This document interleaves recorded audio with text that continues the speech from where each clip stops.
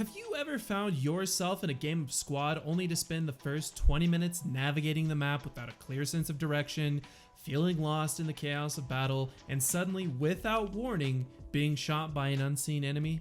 If so, you're not alone.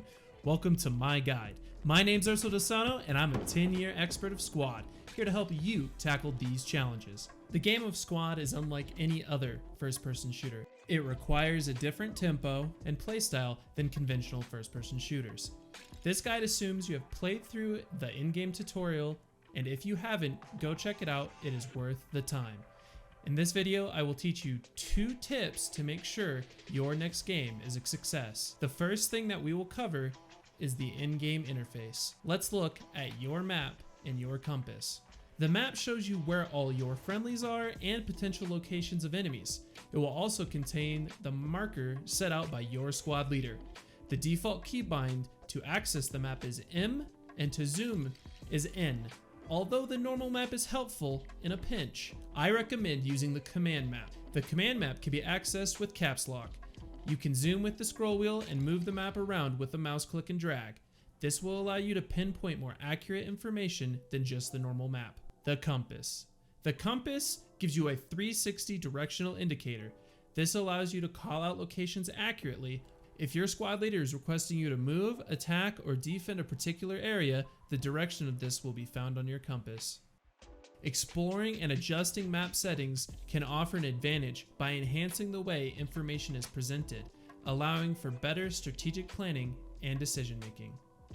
The second thing that will increase your odds on the battlefield is accurate troop identification.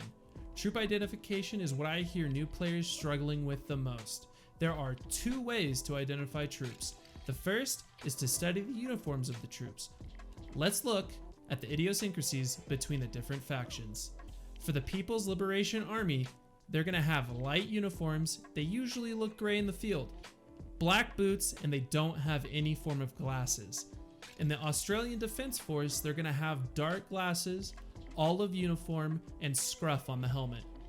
The Canadian Armed Forces are going to have dark glasses, scruff on helmet, and a more olive uniform. The US Army is going to have those dark glasses again and yellowish boots. The British Army is going to have yellow glasses, dark boots, and scruff on helmet. The Russian Ground Forces are going to have goggles, and usually are going to have around 1 color uniforms.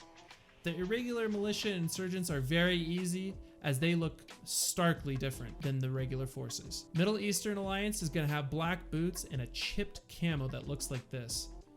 The US Marine Corps is going to have brown armor plates, and they're going to have dark glasses and light boots. I know that's a lot of information to take in, but let's break down what that actually means. In squad, there are Blue 4 factions and Op 4 factions.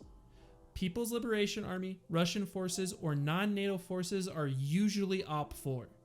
Blue 4 will be US Army, Canadian forces, or most NATO forces. A game will consist of an Op 4 faction facing a Blue 4 faction. What I'm getting at here is there are commonalities across these factions. Most Op 4 factions have dark boots and do not have any form of eyewear on, while Blue 4 factions are gonna have that eye protection, lighter boots, and scruff on their helmets. Knowing these commonalities across factions makes it easier to know who is friendly and who is not. The second, and what I primarily use for troop identification, is the map. If you become accustomed to using your map, it takes no time to know where all friendlies are and use that to know where the enemies are. If your map is showing no friendlies in front of you, then you know any movement, anything you see is going to be an enemy. Here's a bonus tip for you, just for general gameplay: movement. Efficient movement is the key to survival. Managing stamina, utilizing cover effectively, and mastering navigation techniques are vital skills that can significantly impact your ability to maneuver through the map and engage with the enemy. It's worth learning more about movement. Make sure to check out this video I made on it. And there you have it. I want to extend a huge thanks to Show of Force for graciously allowing me to film on their server. Lastly, I'd like to express my gratitude to each and one of you for tuning in. Don't forget to hit that subscribe button and turn on notifications to stay updated with more squad tips.